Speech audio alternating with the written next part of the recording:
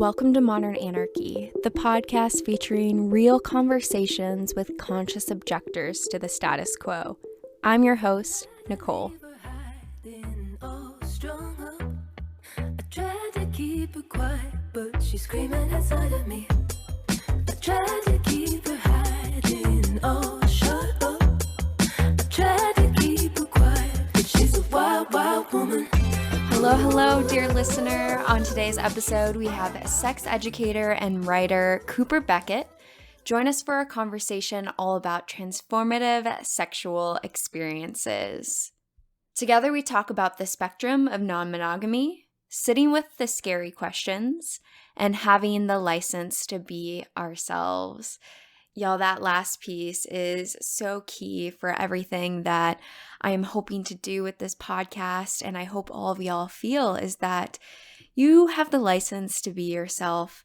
I want you to know that there are multiple ways to do relationships and that you get to choose what relationship works for you and the people in your world and the life that you want to craft. And I think part of that informed consent of knowing the different types of ways to exist in relationship with other people, that world is created through having conversations like the one that Cooper and I have, like all of these conversations that we are having together on this podcast, opening up to share the parts of ourselves that are often shamed, and there can be a lot of negative reactions from society. So having this container where we can talk about them for the beautiful practices that they are, right?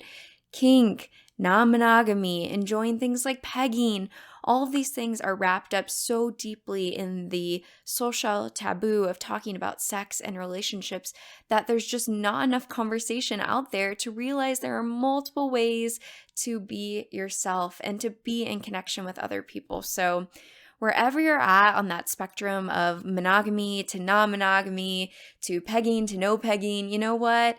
You're welcome here and you have home in this community. So I hope all of y'all enjoy Cooper's dynamic conversation with me today. He was a blast to have on the podcast and is so open, so vulnerable about all the pleasure that he has experienced in his life. And it's conversations like these that are going to change the paradigm. So y'all, tune in. So is there anything when you thought about coming onto the podcast that you were like, I really want to talk about this today? My main, even with the scope of the book, my main thrust conversation is about, as men, not being afraid to explore things that we don't see as manly. Yeah. Whew, literally, I had some of my girlfriends over earlier and I was like, I'm recording with someone with a book on pegging. And I was like, we could talk about how men are afraid to explore things. Yes. And that might be a good avenue. So when you said that, I was like, this is exactly what I was thinking was going to happen. I mean, I've been a bi/queer guy in the swinger scene since 2008. Wow. So I know how difficult the swinger scene can be when it comes to any bi exploration, and they include pegging in that bi exploration because, butts are for gay guys. Yeah, but that's my main thing is that, you can go to sleep after sucking a cock and not be gay in the morning. It's all in what you want to do again and again and again and again. So yeah, that's my my niche. And I would think that this might be something that you have personal experience with. Yeah, all of our stuff is, right? We're always, yeah. So if you as a non-professional and a non-lettered graduate, I am 100% speaking from experience. Oh man, I am hoping to change that paradigm too, right? Like the lettered shit, like I'm working on trying to do that as well. So I'm continuing to take inspiration from like people like you. So thank you. Oh, that's awesome. Yeah. Would you be willing, like wherever that journey starts for you? Oh yeah, I can talk about all of it. Yeah. I'm ready. Oh, are we recording? Oh, look at you. Clever. I know. It's all a part of the whole thing. Wow. Okay. So I don't have to save things for later. Yeah, I was in a very white bread suburban marriage. I got married very early to a woman I met in high school. No, a woman I met just after high school. Okay. Um, Wow. Young. she'd never been with anyone else. I'd been with one other person, and we played out the traditional suburban thing. You know, we dated for a while, we graduated college, we got married, but then we didn't want kids. So that kind of changes the dynamic. You know, that's the first spot where we slipped off the rails. You know, the train stopped going down the tracks. Yep. And Yep. about 7 years into our marriage, Mm-hmm. you know, that number 7, that it's not just a myth, the 7-year itch is real. Yeah. We both were talking to our therapists about wanting to fuck other people. And our therapist, we had the same therapist, and I'm still pissed that she didn't say more than you should talk to each other. You know, you I feel like she could have broken protocol and said, by the way, you two are saying the exact same thing to me. But anyway, Yeah. we thought about it, and you know, what do you do when you want to fuck other people? You get divorced or you cheat, right? Those are the only options. Yeah. So we talked about getting divorced, and we were having, you know, conversations about it, and it was just like, well, we don't want to get divorced. Like, this is really it. You know, we just don't have a good sex life, and we want to fuck other people. And a friend, I was also a studio photographer at the time, and Cool. I had a Yeah. portrait studio and was doing a lot of art nude photography. And a friend of mine who saw that art nude photography casually asked me at one point, so are you in the lifestyle? And I had no idea what that meant. And so I asked for clarification. She said, you know, a swinger. I was like, wait a minute, there are still swingers? A That's whole still lot. a thing? And so fast forward about a month or two, and we're having this conversation about getting divorced. And I remember this, there are still swingers. And so I do a little Googling, and I find this video that was made by a you know, couple who ran who from Minnesota, called oh, it was like your friendly neighborhood swinger. Sure. It was like a 1950s self-help video about Yeah. how to become a swinger. Cool. And it was the friendliest and silliest little thing, and immediately it didn't seem like a scary thing anymore. Ah. And so she is now my ex-wife, and I can talk about that, but it wasn't because of non-monogamy. Yeah. So she and I are out to dinner. We're again talking about the divorce thing, and I said, well, we could always try swinging. You know, people say that you swing, you might get divorced, but if we're already talking about divorce, what is the worst that could happen here? Yeah. We get Fair divorced, assessment. right? Yeah. And we joined a website, and within a week we were kind of bullied into a date by a couple who were like, they recognized our hesitance, our yeah, maybe someday, you know, like a lot of newbies will do, just like, yeah, sure, some point. It's like, no, we're gonna go out this weekend. It's like, oh, okay, Okay. we can go out this weekend. Sure. So within a week we were doing what's called soft swap, which is oral with other people. And my ex had her first moments with a woman, which was enormous for her. And I feel like that changed her 100%. Like, she became a literal different person. Obviously not a Yes. literal different person. But And then expanded. over that first month, we started meeting this little group of people that turned out to be just really warm and open people. And you know, we were both in our early 30s, and we were exploring the way we never did in college or high school. And it gave our marriage 2.5 more years than it would have had without it. Yeah. And, you know, ultimately, the reason we got divorced was the same reason we were thinking, you know, we always had, you know, the bullshit, the money discussions, the work, the time.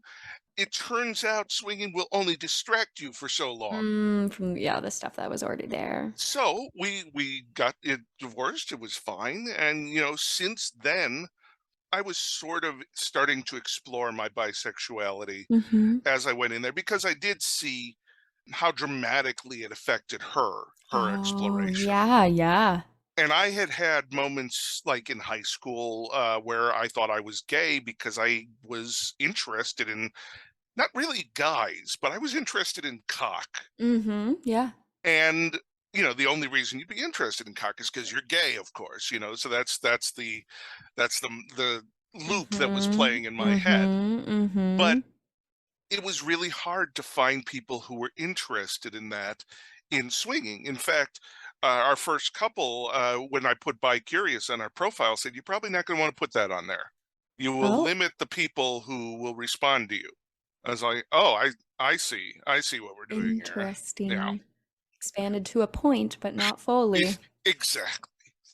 So over the years, I had a podcast with some friends called Life on the Swing Set, and we Mm-hmm. started out as a swinging podcast, and then we sort of graduated into talking about poly and other sorts of non-monogamy as we all graduated into other types of non-monogamy. So like if you asked me right now what I define Mm-hmm. myself as, I would say I'm non-monogamous. If you want more information, I'm sometimes a swinger, I'm sometimes poly. Usually I sit right in the middle. Mm. But I am also of the opinion that swinging and poly are very, very close to being the same thing. Yeah, what's the difference? Well, I mean, ultimately, if you want to talk about the spectrum of non-monogamy, just like there's a spectrum of gender, over on this side, there's swinging, like purebred swinging, which is we don't know names, we don't give a shit, we hook up at parties, and that's it. That's Mm-hmm. that's Mm-hmm. capital S swinging. And Mm-hmm. over here, you have capital P poly, which can be what do they call it when it's poly, but it's a Kitchen closed table? poly. Oh, No, yeah. the kitchen table's sort of on its way Okay, over okay. here. I Yeah, think like like closed poly, where we're triad, dating, we're yeah. dating two other people, and that's it.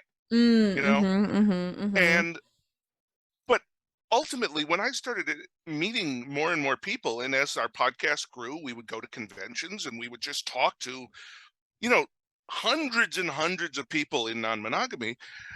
I didn't know any swingers who Mm. weren't developing at least strong, deep friendships with people. And what is that if not a form of love? And I didn't know any poly people who weren't having casual sex. And what is that if not swinging? So ultimately, I think we're all very close to the middle of this spectrum. And I really like the fact that when I meet someone, I don't have to say to them, I'm looking to fuck people and that's it. Or Mm. I'm looking to develop a long-term relationship and that's it. Yeah. I like to be able to get to know people and then we can decide together where they belong in my life. And that has worked really well for me over the years, which, Yes. I Yes. know a lot of guys have a lot of trouble in poly because let's just say the apps aren't as kind to gentlemen as they are to ladies, just Mm. like gentlemen generally aren't as kind to ladies as Mm-hmm. not to Yeah. reinforce the gender binary there. Right, right. No, but it's a different experience. It's totally different. Because Yeah. there's a whole range of social conditioning, right? When you see the polyamorous cis man, it's someone who just wants to fuck you, is looking to fuck Yeah, multiple people, doesn't want any, there's like a whole narrative that is associated with what toxic masculinity can be. exactly. Yeah. And there are people in the poly community who just reinforce that, like the Yep. harem builders and the Yep. one penis policy people who are like, you can fuck Ooh. me and only other women then, Yeah, because exactly. somehow that's Yes. okay. Yeah, what the fuck? What the And fuck? it's What the it's fuck? because they don't see women as legitimate people. Ugh. That's the only reason to say something like you can have sex with one man, me, Yeah. and women, because women would never take you away from me because they're not people. It Yeah. there is so much inherent toxicity in, we talk about toxic masculinity like it's an abstract, but it's insidious. Yes. And it's insidious in people who don't even recognize that it's there, and that's the real danger of it all. Well, and I think I experience it. I think that Yeah. the second I see a man sometimes who expresses a lot of emotions and is very present and in touch with that, the second then Yeah. my dick gets soft. You know what I mean? And then I have to And go. that's a big feat for a dildo. Yeah, exactly, right? And so then, yeah, so then it's like, what's that? Right? Right. Like I think some of like, at least for me, it's like even though I process all of this is what I study, this is what I do, like that narrative is so in our collective consciousness Yes. as how we exist in this world that you're challenging a lot to try and think out of that. Like it's definitely a narrative. I'm myself still swimming in this water. We're all swimming in this water. Yeah. Can I pause for one moment? I Yes. realize I kind of specifically gendered you, and we didn't have that conversation. Yes. And I apologize for Oh, that. I appreciate that. Are you she, I am her? she, her. Okay. Yes, cis woman. Thank Okay. you. Okay. Is it okay if I keep that in the podcast? Recording? Yeah. Okay. Yeah. I mean, if you think it's valuable, go ahead. Yeah, I do. that's fine. I think it Okay. is because I think it's valuable because it teaches what do we do in those situations You're when that right. happens, right? Because like I have that all the time too, where I do that and then you're like, fuck, and then you're like, Yeah. maybe you don't say anything You make a very good point there, till the yeah. end of the conversation or later, right? So I appreciate you I often doing will do that, like after, I'll be sitting thinking about a conversation. It's like, Yes. hey, I'm so sorry I fucked up. Yeah, Yeah. compared to like, oh, can we just pause for a second and Right. acknowledge that, and then the connection's reestablished. Like I saw you see me, we've mended whatever that was, Hey. and yeah, exactly, right, Okay. exactly, yeah. So like, but yeah, this narrative is so thick, Yeah. and I think like to anyone listening who's thinking like, oh, it's not me, it's like, Well, and it's not, us. a lot of people will see it as a personal failing and try to say, oh, it's not me, I'm not like that. It's like, yeah, you are, but it's not your fault. Right.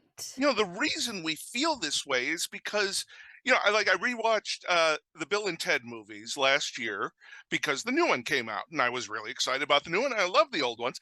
I had forgotten there are 2 fag jokes in it, one in each of the first 2 movies. And it is 100% a product of its time, where 2 men would hug each other because they do genuinely love each other. But it's like the no homo of the era. And it sometimes takes me out. Like I can overlook things that I see as products of the time. But that's what we grew up with. That's what we were fed, and we were fed Right. that from every single available source. Even when we consider that probably current men have no problem crying, more so than our Yes. parents and Yes. our Yes. grandparents. Right. But at the same time, we're still given that. I mean, here's the biggest one here. Like I'm on Reddit and I'm constantly seeing this question. My boyfriend got soft while we were having sex. What did I do wrong and I'm hurt by it? And you can bet that guy is also hurt by the fact that he went soft during sex. And I'm someone who is neurodivergent, so I take a whole shitload of mind meds, and you know what? That fucks with my dick. And so, like when I'm having that hookup conversation with people, I tell them, look, my dick is unpredictable. It doesn't mean it won't get hard and stay hard. But I just want to let you know that it has nothing to do with you, and I'm still going to enjoy it being played with. Beautiful. The same thing with ejaculation for me. It's just unpredictable. The reason it doesn't bother me is because emotionally, I'm in the best place I've ever been. I've found the medication combo that works for me. Good. And if my only thing to give up is a predictable erection, I can take a dick pill every once in a while and I'll be just fine. Or I can realize that there are a lot of people who enjoy playing with soft dick. There's a lot of I've met so many women who like to suck on a soft cock and feel it get hard, and that's just not something that you're usually hard before that starts. I feel really bad for myself in the past That's a weird way of saying it. No, I I feel hear you. I feel really bad for people who are way in their head, and I understand the only way I was able to get here is through long evolution and pain. The way I got out of my head about this stuff Yeah. is the same way I got out of my head about, hot button terms like rape culture used to freak me out until I actively processed it with other people and worked on my thinking of it and got woke, to use a phrase that irritates the hell out of me. But that's what it takes. And most people don't have the time for self-reflection like that. They have Yeah, too the many other privilege. things in their Yep. and the privilege of not having to reflect on themselves. Yeah. And so I got to recognize my space in a way that I know a lot of people don't. And I call myself queer in general. But when I talk to groups, when I go to conferences, I refer to myself as a bisexual man, because a bisexual man is rare. An out bisexual man is an important figure. And it's because, as a society, let's just say around the time Wild Things came out, we all agreed that women kissing and fucking women was really fucking hot. And I think we all agreed that as a whole society. We never got there with guys. And because of that, and because of the swinger community, assuming all women are bi, and you better keep your bi guy stuff behind closed doors, it hasn't given guys the opportunity because there's so much other stuff that comes with it. There if you take it up the ass, you may as well be gay. Or even in the gay community, telling me as a bi guy, oh, you'll be gay in a few years, don't worry, you're just in that exploratory section. Exactly. Yeah. And I talked to Dan Savage about that, and he's like, no, if you like eating pussy, you're not going to be gay in a few years. It's like, you know what? I do like eating pussy. Exactly. So, and it doesn't take away from me enjoying sucking cock. It's too, and I've doubled the amount of people I can fuck, which is amazing. It's great. Yeah.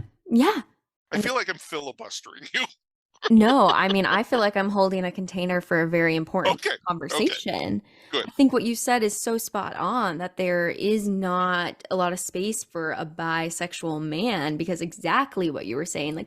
It's funny, you're not filibustering because I'm thinking the same things you're saying, and then they're coming out of your mouth, and I'm like, yes, keep going.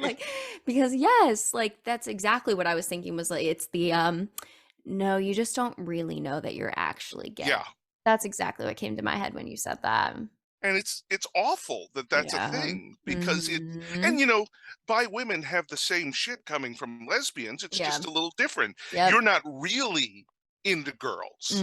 So really, the lesbian community is pushing bi girls back to straight. Yeah. The gay community is pushing bi guys to gay. And no one's really acknowledging the fact that there is another lane. Yeah. Yeah, of liking all of it. Yeah. And I feel like, this is the one thing that has gotten me in trouble in the swinger community. Is I point out the fact that the reason straight men are afraid of bi men is because they think bi men will do the same things that they have been trained to do to women to get them to have sex. And what has the world told us you have to do with a woman to get her to have sex? Keep asking, be persistent, change that no to a yes, right? And what would the most terrifying thing be to a straight man? A guy who could do that to them. So it's 100% that toxic masculine mindset. And as a bi man, I don't just suddenly forget how consent works. The last thing I want to do is grab a cock that won't appreciate my hand on it. Right, exactly. Because why would I want to? It's like I didn't suddenly just become octopus man. And it's really disappointing when I Mm-hmm. encounter that type of, I mean, it is homophobia, it's biphobia, it's Right. all the Right. phobias. Right. Right. And I mean, it's as bad as when there are straight women in non-monogamy who are kind of pushed into being bi. Mm-hmm.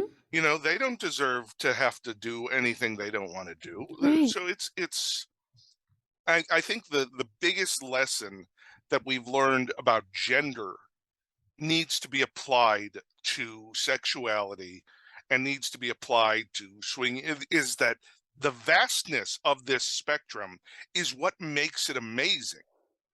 And the fact that we are all on it, like literally everybody is somewhere on this spectrum, that's what unites us. Mm-hmm. You know, and I always tell people, it's like, you know, we can fight each other if we want to.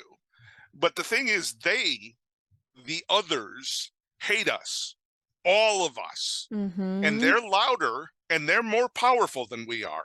Yep. Therefore, they will pick us off one by one group by one Mm-hmm. group. And that's why I yell at the swinger community, like, you cannot ignore what's happening to the trans community. Yeah. Cannot ignore what's happening to any marginalized community. Yep. Black, Indigenous, people of color, you know, Yep. because we are all the targets of the mainstream. Yep. And they want nothing more than to get rid of us. Mm-hmm. And the only way we can defend ourselves completely is if we all defend ourselves. Right. Right. Together. Work And together. the swinger community has one thing that none of the other communities have: Mm. the closet. Mm. Swingers don't ever need to reveal themselves, Right. except to other swingers. You know, poly people, if you're dating someone, you want to introduce them to your family It's and true. friends. It's true. But It's as a true. swinger, you see it, this is a sexual transaction. You know, my parents don't need to know about my sexual transactions, nor Yeah. honestly, really should they. That's Yeah. unimportant. But because of that, it allows the mainstream swinger community to hide in a way Mm. that none of us others can. Yeah. Yeah. I'm thinking about, the app Field, I'm sure. Yeah, I was on there, and it's interesting to see that there are a handful of people that will say like, "Oh, I keep this private for Yeah. professional issues," and then don't show your face. And I'm like, interesting. I didn't really piece together how much that's probably a whole level of people It's personhood where like, huge. yeah, where this is all kept very much so on the DL. I don't know much about the swinger. I kind of like went straight to poly, so like this is not. I don't know about this world of people. And you know, the funny thing about the swinger community, and this is what I find most fascinating about Yeah. it, is if you took society as a whole and just bisected, let's say 7%, because that's Mhm. the estimate of society that's swingers, Okay. straight down, Yeah. that's the swinger community. So we have the MAGA Republicans, we have staunch Christians, Oh, I see we what you're saying. have everything. Ooh. And so on one side, isn't that cool that there is something uniting people? On the other side, when you point out to people your beliefs are incongruous with the things you are doing, and thus when you advocate against the LGBT community and then you come to a party and you watch your wife fuck someone else, another woman, you are a fucking hypocrite, my friend, and you deserve to be exposed. I don't know. I took a hard line there. I'm not sure how I feel No. about that. Yeah, for sure. I mean, I think your passion is so right that like it's so hypocritical. I think, yeah, how do we bring those people into awakening? That's the question, right? Like, how Yeah. do we do that? Because in my head, I'm thinking about these people on these apps, these people that are so in shame of these Yeah. aspects of themselves that they can't show it to the world. Like, that's actually a very scary place to be, right? I mean, yeah, when you're actively supporting organizations and other stuff that are directly harming people of color, trans people, LGBTQ, like there is a level of responsibility that we have the righteous anger to be like, fuck yeah, you need to be held accountable for that bullshit. And then at the other side, it's like, ooh, what sort of shame are they going through to And feel that's like, huge. yeah, ooh, that makes me sad for them. Yeah. I mean, you see that all across Yeah. repressed society. You know, I grew up Right. Catholic, so I am not immune. Okay, so there Yeah. we go. Yeah. We both know how that just fucks you right the hell up Oh, in yeah. terms of how you feel about yourself, your Yep. sexuality, Especially, and yeah. it Yeah. causes things like I don't want to sound like I'm only targeting Republicans here, I'm with you. I'm but I listening. kind of am, because it is the Republicans who show up in the airport bathroom trying to fuck some guy while legislating against gay rights. And I know that's because of shame, Mm-hmm. because I understand that shame. I've had that shame. Yeah.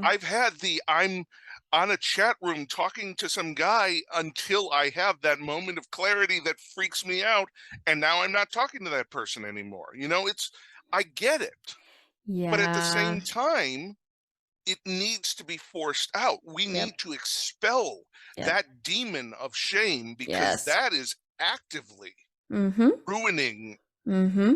everything, honestly, at the Yeah. moment. Yeah, I mean, that's one of the best questions. What is the thing that brings up so much fear, so much response in you? That is always the thing that is Yeah. inside yourself that you have not looked at yet. So when everyone starts freaking out about homosexuality and pointing the finger at that stuff, I say, okay, well, what's inside you? Yeah, tell me Keep it. about your dream where you fucked your best friend, because I know you had one. And this is Exactly. not to say, you know, that all homophobic people are secretly gay, because I don't believe that. But I Right. do believe that it is a reaction to Yes. something they feel about themselves. That they have not processed. Yes, That. and Yeah. processing that is so important. And that's why I feel like the journey, that's why I am so lucky to have the journey I've had, Mm, because and I fully acknowledge, you know, as a cis white guy, I had the privilege to go on this journey, yeah. and not everybody has it. Yeah. Yeah. Yeah. But at the same time, I did the work too. Mm-hmm, And the absolutely. work looks like exploring yourself, because, you know, when I said that I went into the white bread suburban marriage, you Yeah. know what happens when you get married? You're done. You're done growing, you're done changing. That's it. Because why do you need to? You've done it. You've succeeded.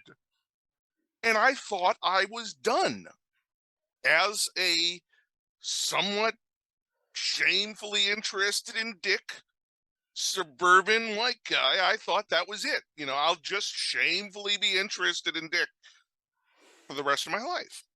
Mm. But ever since I opened up, and that one question, that how about swinging, changed my life in literally every way. Nothing I have now, nothing would be here without that question.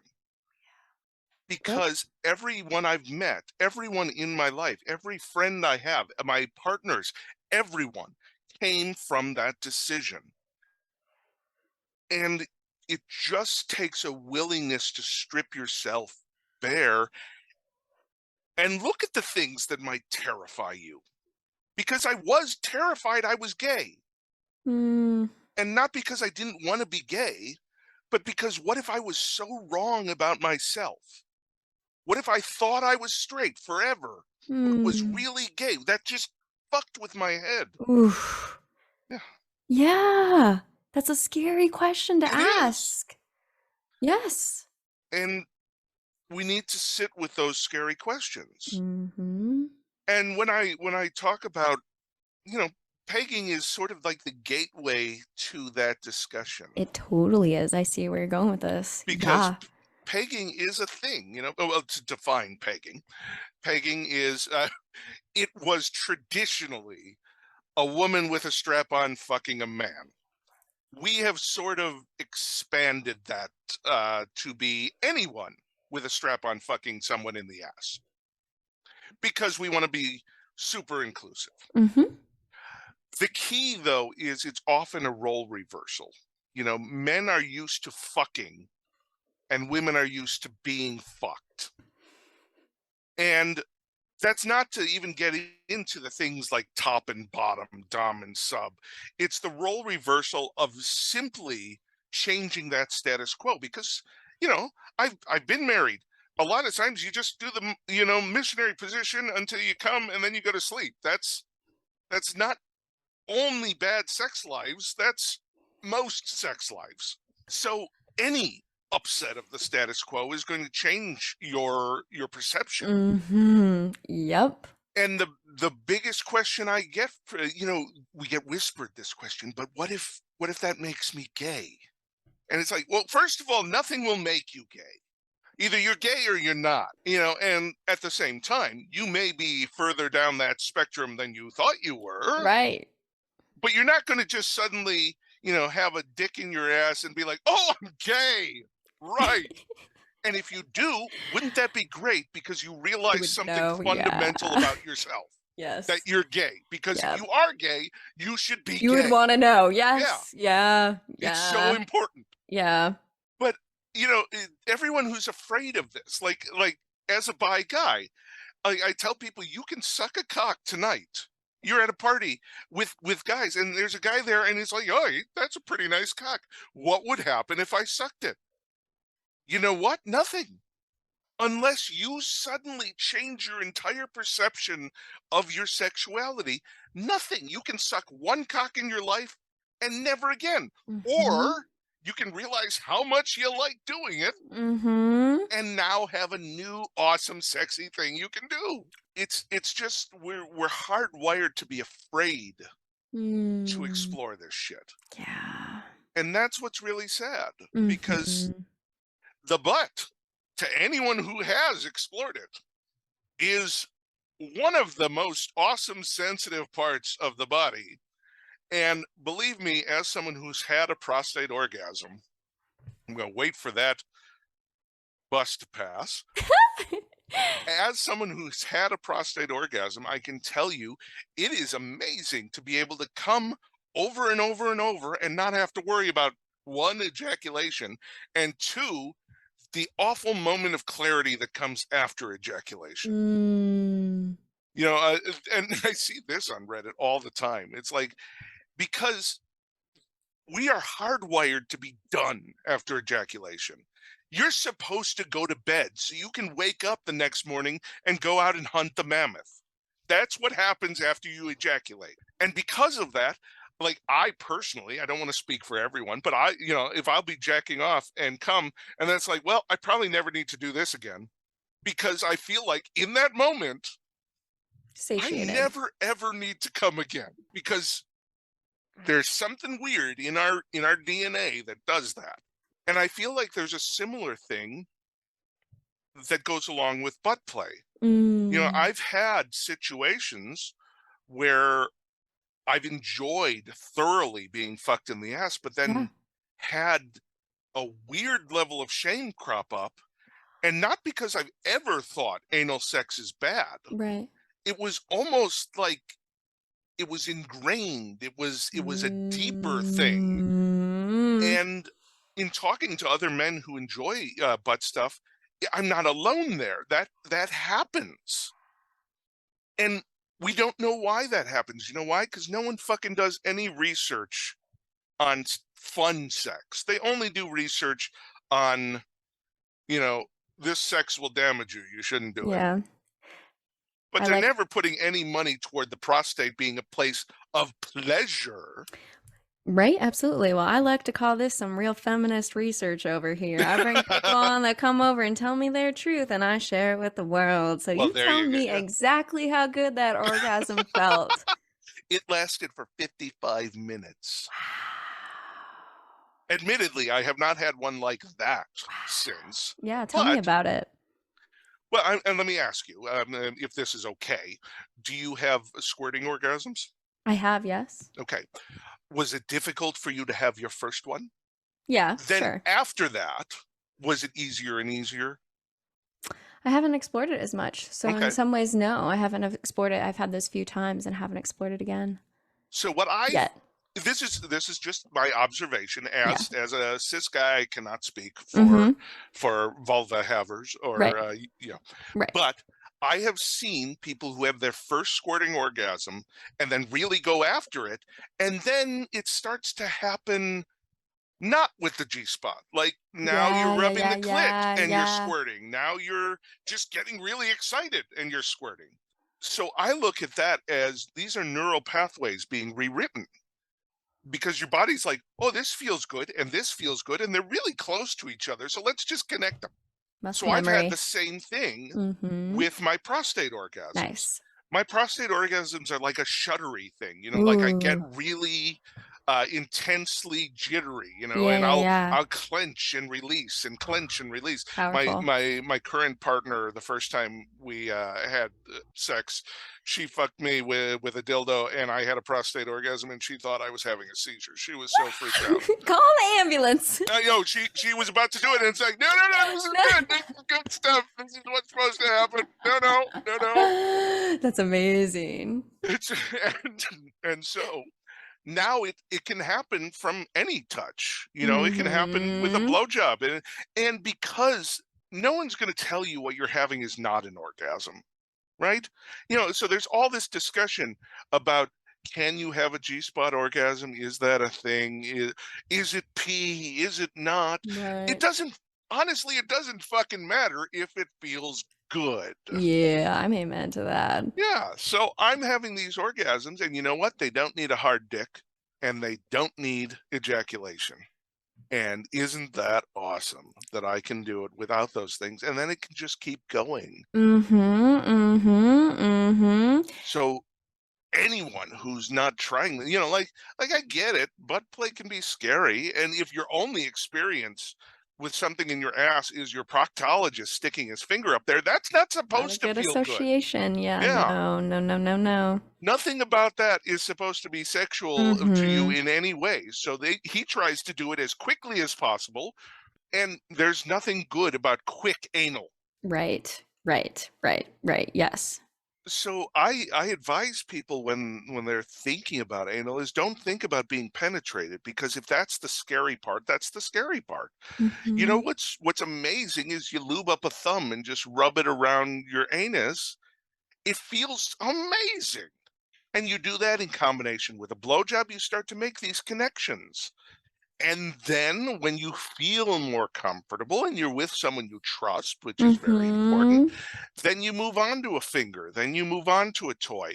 Don't leap in to getting fucked with a giant dildo, because you may not be ready, and that may taint the whole experience for you. Yeah, absolutely. It takes time to build that up. And like you said, to build different associations to this Yeah. act and to what it might mean for you, like you said earlier about your sexuality, I think for me, as you're telling me this experience about your prostate orgasm, like I just want to ask the question I know that you're going to answer, You but can I have ask to ask it whatever you'd anyways. like. Yes, Did you feel alive? I did. Well, no, I honestly lost time. Okay, well, let's talk about that. Like, talk about how fucking alive you felt. It's Like, that's just, crazy. No, it's yeah, like it goes along with feeling done. Like I feel not when you have a new pleasurable experience I think I was 35 when it happened, maybe a little older. That it's unbelievable, because you never and honestly, I was chasing the prostate orgasm, which is I'd heard people talk about it. I didn't know anyone who'd had one, right. but Tristan Taramino assured me that she had made someone come with their prostate. So I There was believed hope. her. There was hope. Yeah, there's hope. And then I was lucky enough to have a friend on this. So I do an annual trip to Mexico, Cool. and I had a friend on this trip who was willing to put a butt plug in, and she said, I'm a professional, and I didn't know what that meant. Turns out she was a somatic sex worker. I didn't know that at the time, but she manipulated that butt plug until she found the spot. And like afterwards, it's like, okay, was that a prostate orgasm? And she's like, yeah, that was a prostate orgasm. Are you fucking kidding me? Of course, that was a prostate orgasm. It is so amazing to discover new things about your sexuality, and we're so afraid and we're so shamed. And that's what keeps us from exploring. And exploration is what keeps us young. Mm-hmm. That is what will, when we're in the nursing home, and people are writing stories about all the old people fucking. We want it to be very cool.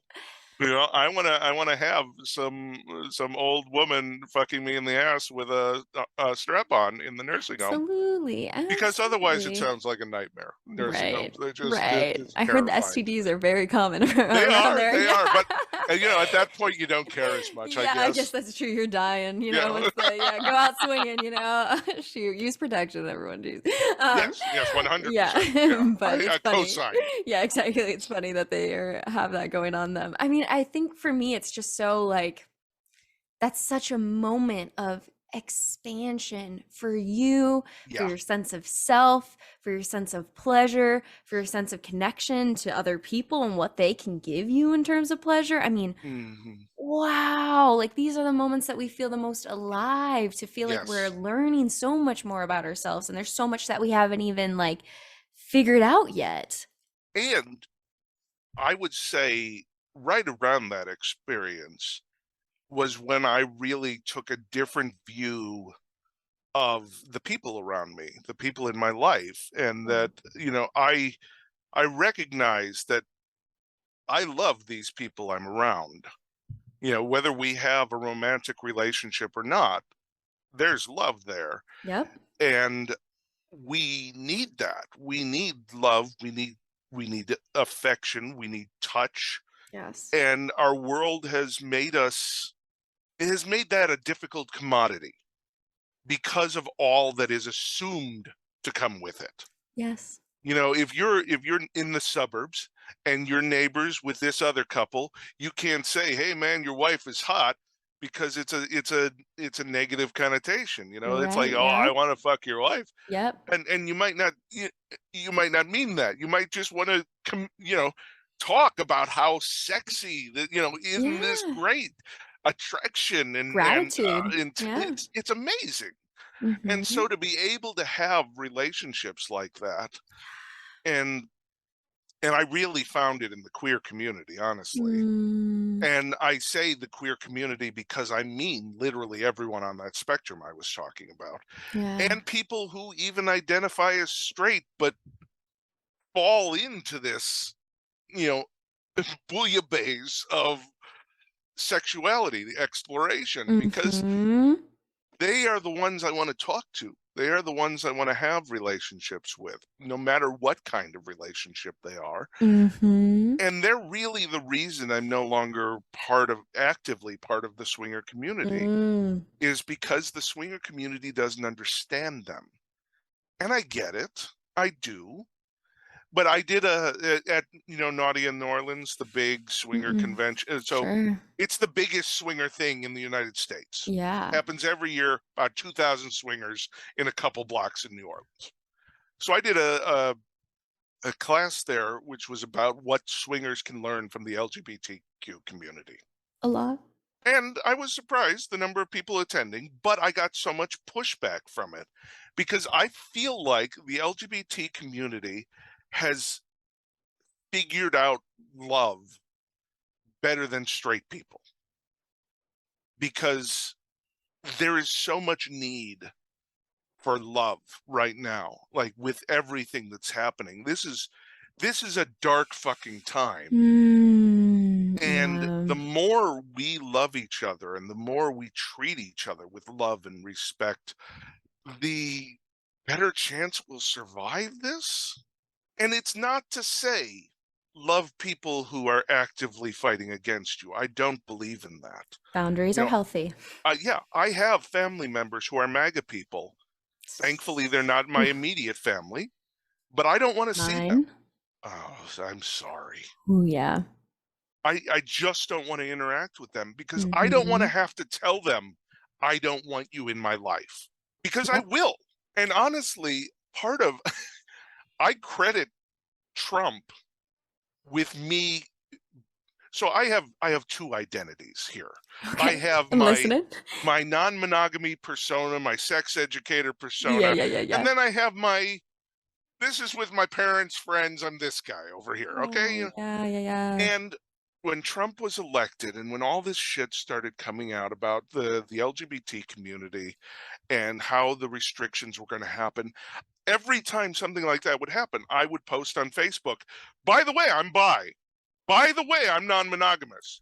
I came out more and more and more every time something like that would happen, because I wanted these people in my life who were hating on queer people, I wanted them to know I saw them and I am queer, so fuck you and take it back, or I just don't have to see you anymore, because no one needs that bullshit in their life. Why should we, just because of a blood bond? You know, everyone's like, oh, well, we don't talk. Here's the other reason I don't like the swinging community. They don't talk about politics. And they make that a point. Oh, we don't talk about politics. Everything is political, especially when you're queer. Your life is politics. Right. So you not talking about politics means you don't want to be confronted with your hypocrisy and with what you're doing to my community. Right. That's what I don't like to talk about politics means. And I get it. It's harder than ever to have meaningful relationships with predominantly older people because they do have different mindsets.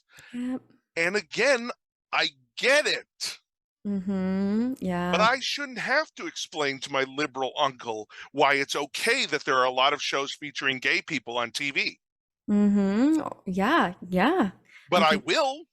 And that's Right. advocacy, Right. being an ally. Right. And I'm thinking the same thing about people of color too, right? The people who say, Oh, I don't yeah. see color, right? And then they're like, It's like, but you do. yeah. And then we get all the bullshit people freaking out about Ariel as the Yeah. Disney. Oh Yeah. my God, she's black. I mean, it's like, and the best thing I saw about that was, you're right, Ariel shouldn't be black. She should be translucent and horrifying because she lives in the bottom of the ocean. yeah, yeah, absolutely. That's So, what Ariel should be. yeah, it's just like, oh my God. And so my thing is, I just want to be clear. I don't think Ariel should be Be translucent and translucent. horrifying.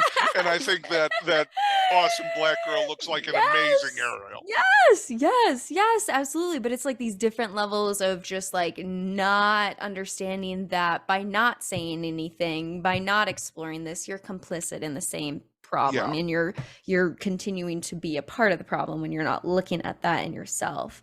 And I think what's been interesting for me then is like, okay, as someone who has family that's in that supporting Trump, or other people in my life who maybe aren't, where they maybe should be in terms of loving other people, right? Let's be honest.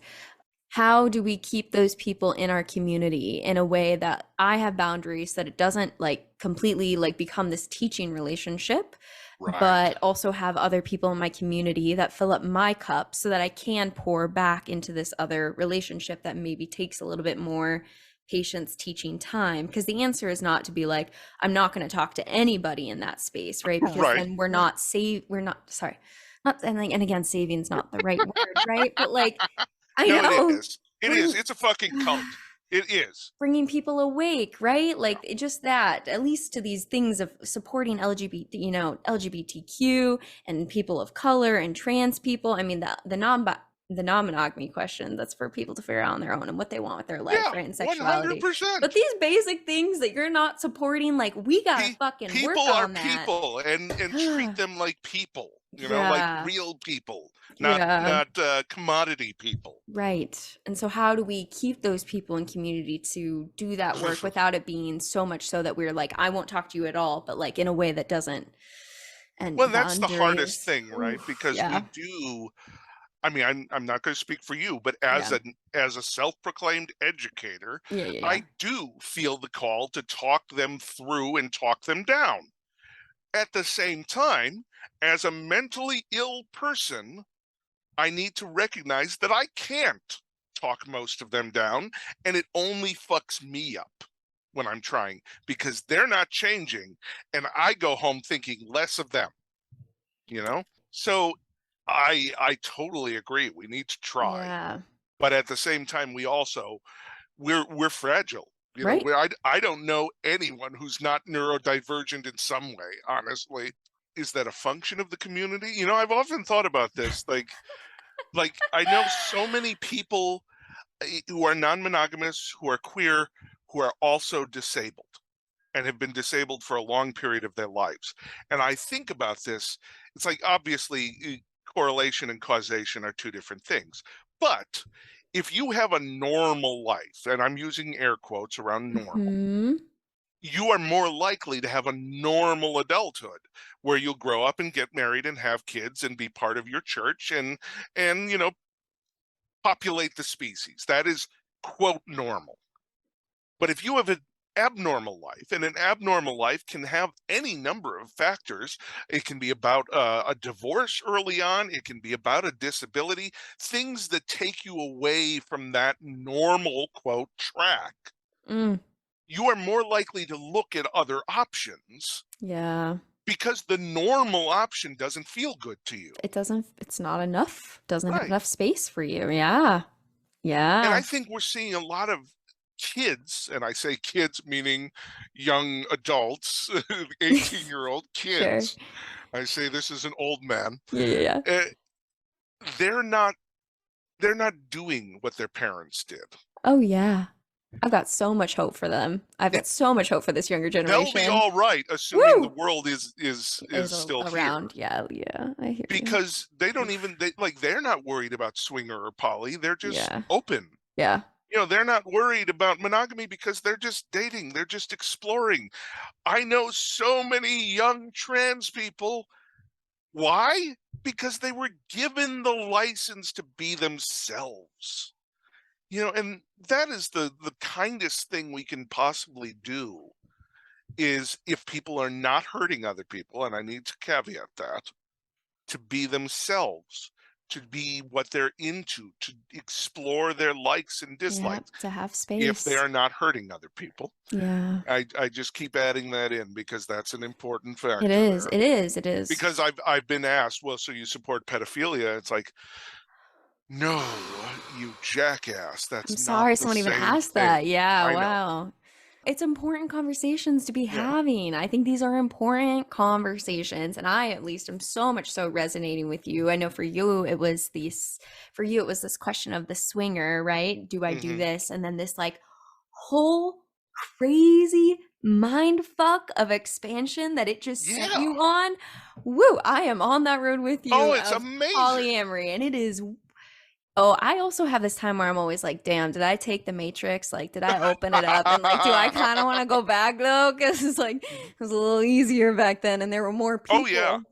it is not easy by any means, and that's Yeah. that you know, like people people who would denigrate our lifestyle, they don't understand how fucking complicated it is.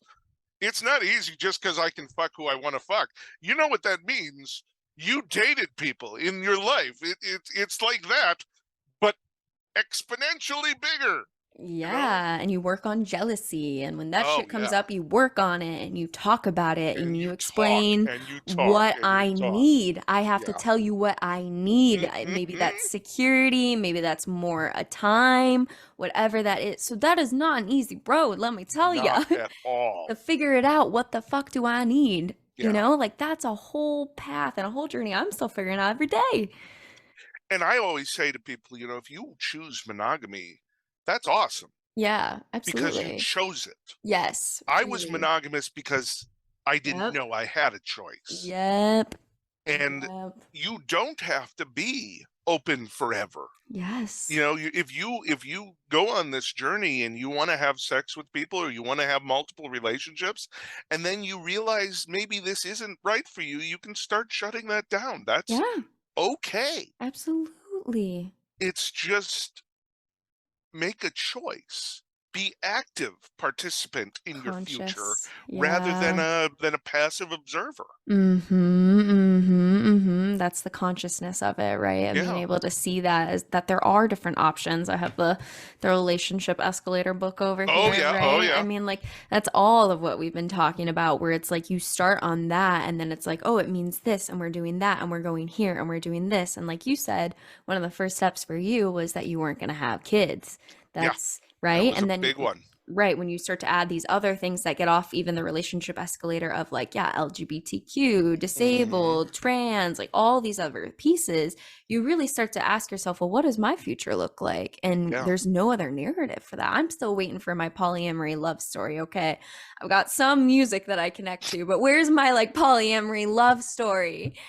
Yeah, the media is not great for it, but Short Bus is the movie where non-monogamy solves everything. Oh, really? Short Yeah. bus? Okay. Yeah, it is amazing, and I highly recommend it. You know, part of the reason people are afraid of exploration and non-monogamy is the change. You know, if I'm in a marriage and I explore, what if I discover something new? What if my partner falls in love with someone else? That's the big bigger one, one. right? Yeah. What if my partner falls in love They're with gonna someone leave else? me. Yeah. You know what? You know, monogamy is not saran wrap around your relationship. Monogamy is not holding you together, No, because your no. partner could find someone else literally anywhere at any time. Yeah. And in terms of our evolutionary biology and Yeah, sexual we're drive, built and for that. unfortunately, yeah, that is the reality. So you have to recognize that your relationship is about choice.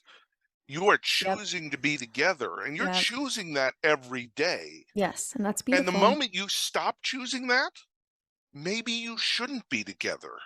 Because honestly, divorce isn't a failing. No. You know, relationships end. And the biggest thing that we all have to recognize is the narrative of happily ever after means the only winning a relationship is death. Because the only way it's successful is if one of you dies, because you made it to the end then. Yep. And that is bullshit. Yeah. And something that nobody thinks about. But isn't it wonderful as a poly person to be able to have a relationship that lasts a month or lasts a year and recognize I got all this out of this relationship? And you know what? We're not on the same page going forward, but that does not negate any of the things I got out of this relationship. And therefore, it's a success. That is success. Absolutely. And even further, like, is there a way for us to de-escalate the relationship so that we don't have to completely stop it? Sometimes, I mean, obviously, sometimes you need space. There's a lot of pain And to that's process hard, through. Oh, but it can yeah. be a thing, you know? Yeah, I mean, so much the respect. key to that is being kind, Yeah. you know, because I've had relationships where it's just not working for me. Yeah. But at the same time, you know, you don't need to end a relationship. I Yeah. have a partner who, because of work and the pandemic and family things, we don't get to see each other very much at all. Right. And that sucks. Yeah. But I don't need to end that relationship just because we can't see each other, because you know what? There will come a time when we can again. So why don't I just recognize that that relationship, that part of the relationship, is in a sort of hibernation right now? And even if it doesn't come back to what it was, you know, I don't have negative feelings about what it was. It's so valuable to be able to look at the good.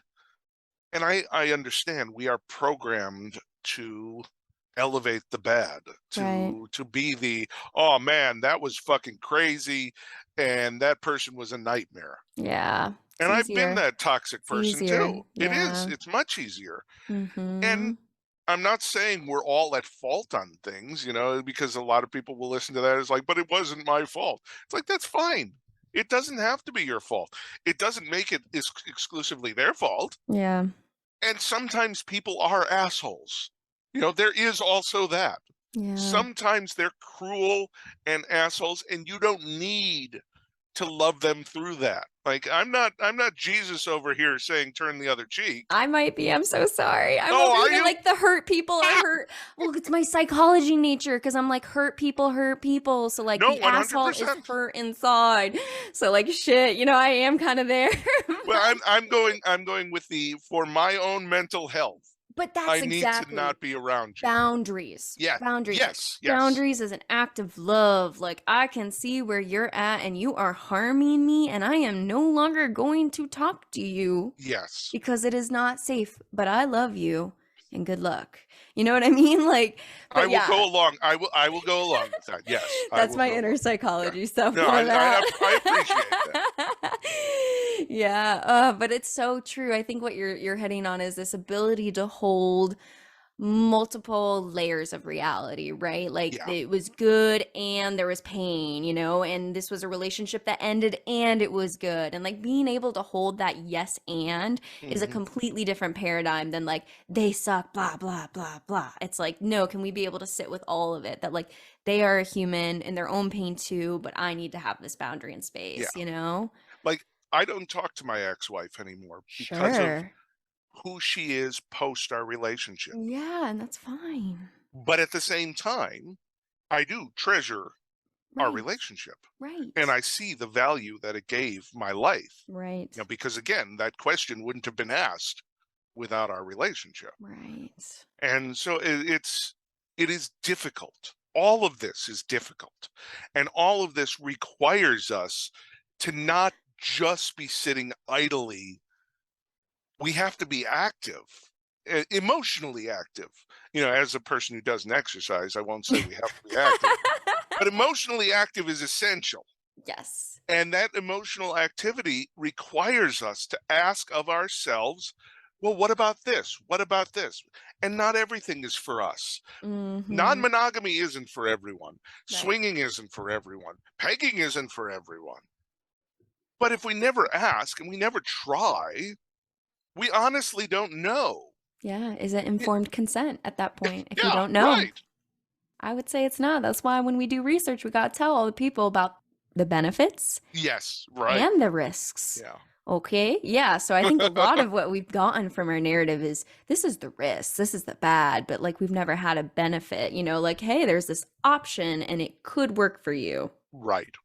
I also think it's funny when you're talking about like the different pieces of the LGBTQ and disabled. And also, like, I feel like there's this big presence of therapists that are Yep. Yeah. Yeah. non-monogamous. Just throwing that out there. Don't know what that means. They've seen a lot of things. Yeah, I've seen a lot about people and how to do Yeah. relationships. It's interesting. Like, I feel like I keep saying Also, that. a lot of nerds. Oh, I also fell into that Yeah. category. And a Oh, lot man, of yeah. band people. Is that And a true? lot you don't see as many footballers. This is what I'm saying. Mm. It's very interesting if you look at it purely from a Yeah, sociological yeah. standpoint. What's the bucket? Yeah. It is I like to go with Hedwig and the Angry Inch. They call them the misfits and the losers. Mm. We are the misfits and losers. And in Short Bus, they say, for the gifted and challenged, we are the gifted and challenged. Yes, yes.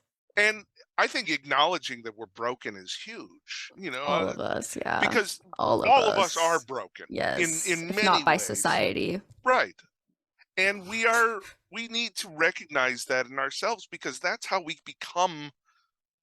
I don't think we can ever become whole, but we can become more and we can become better and we can improve and we can be better for each other, Yes.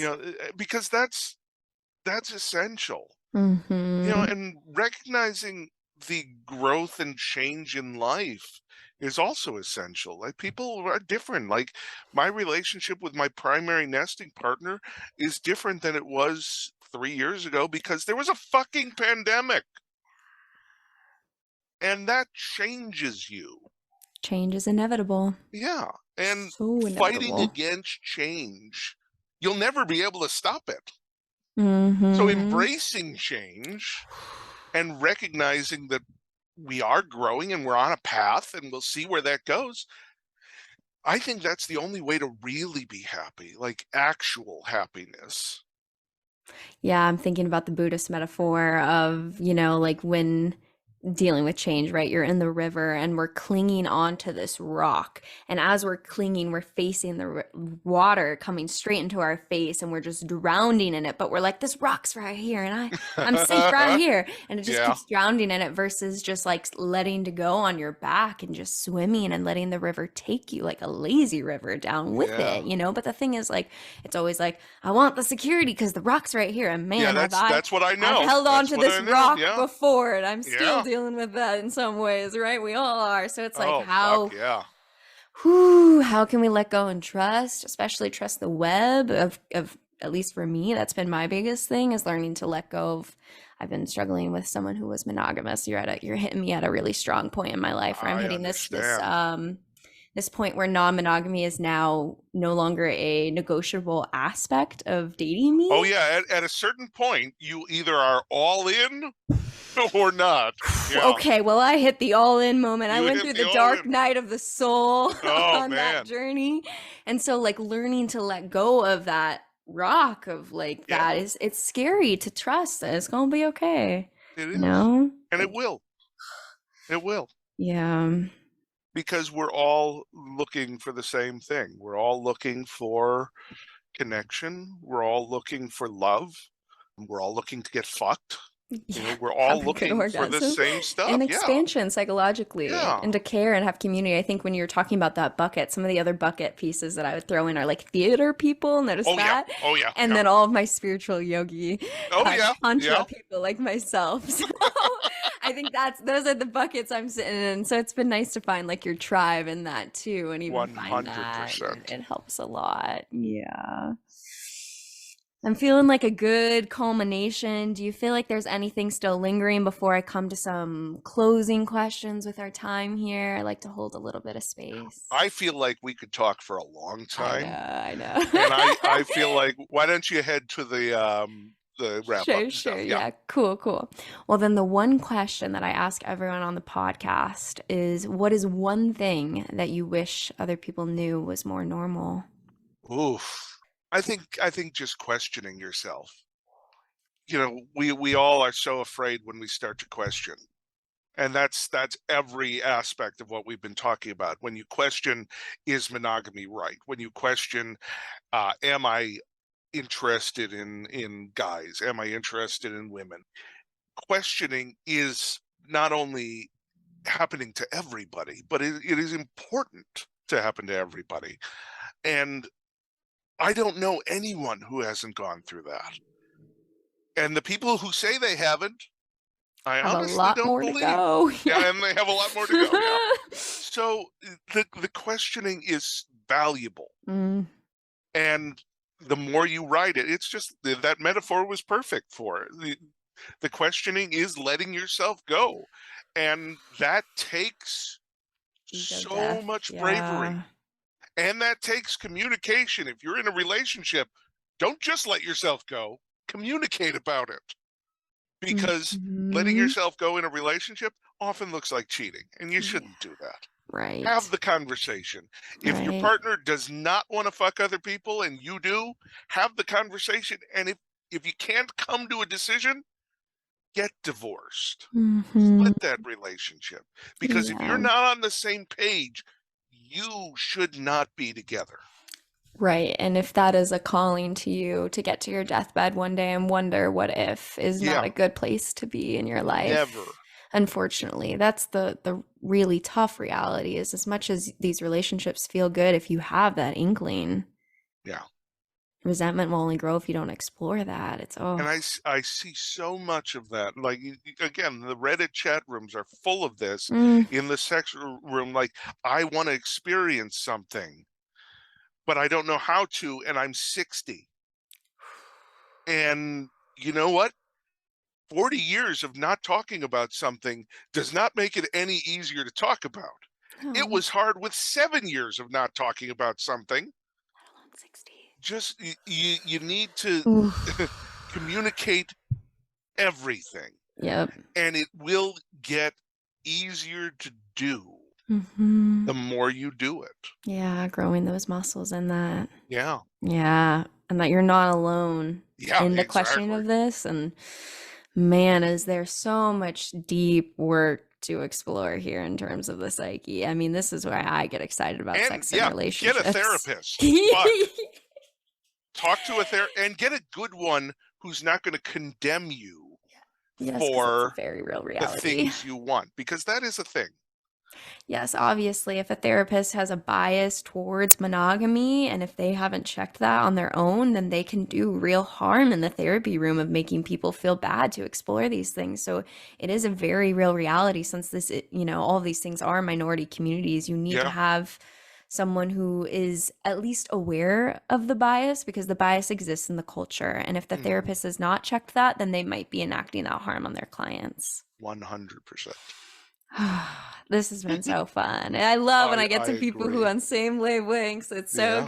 good. You just kind of get to flow. It's so good. Oh, is there anywhere you'd like to plug for your work for people who Yes, are connecting to yes. you to find more about your stuff? So you can find me pretty much everywhere at Cooper S. Beckett. I am very ranty and political on Twitter, but not as much on Facebook and Instagram. So just, go at your own pace. Oh, yeah. I have 6 books now.